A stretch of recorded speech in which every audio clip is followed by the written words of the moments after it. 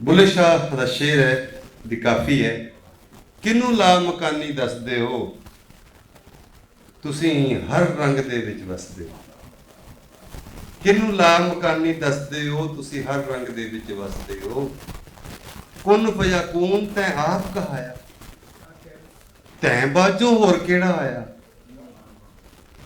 ਕੁਨ ਫਯਕੂਨ ਤੈਂ ਆਪ ਕਹਾਇਆ, ਤੈਂ ਬਾਝੋਂ ਹੋਰ ਕਿਹੜਾ ਆਇਆ। ਇਸ਼ਕੋਂ ਸਭ ਜ਼ਹੂਰ ਬਣਾਇਆ, ਤੇ ਆਸ਼ਿਕ ਹੋ ਕੇ ਦੱਸਦੇ ਹੋ।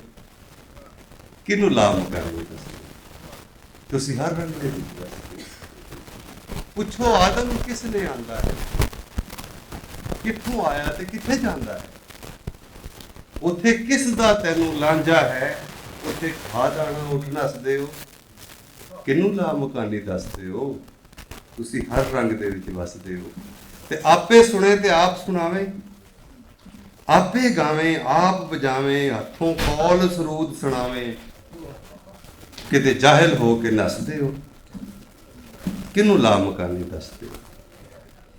ਤੇਰੀ ਵਹਦਤ ਤੋਂ ਹੀ ਬੁਝਾਵੇਂ, ਅਨਲ ਹੱਕ ਦੀ ਤਾਰ ਹਿਲਾਵੇਂ। ਸੂਲੀ ਤੇ ਮਨਸੂਰ ਚੜਾਵੇਂ, ਤੇ ਕੋਲ ਖਲੋ ਕੇ ਹੱਸਦੇ ਹੋ। ਕਿਹਨੂੰ ਲਾ ਮਕਾਨੀ ਦੱਸਦੇ ਹੋ।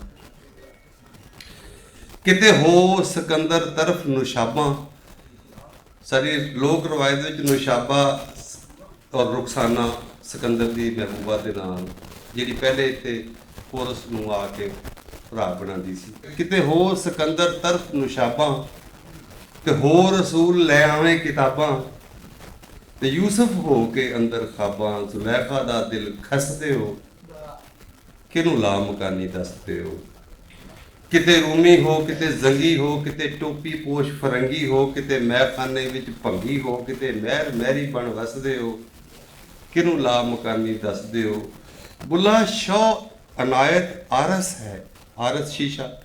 ਬੁੱਲਾ ਸ਼ਾਹ ਅਨਾਇਤ ਆਰਸ ਹੈ, ਉਹ ਮੇਰੇ ਦਿਲ ਦਾ ਵਾਰਿਸ ਹੈ। ਮੈਂ ਲੋਹਾ ਤੇ ਉਹ ਪਾਰਸ ਹੈ, ਤੁਸੀਂ ਉਸੇ ਦੇ ਸੰਗ ਕੱਸਦੇ ਹੋ।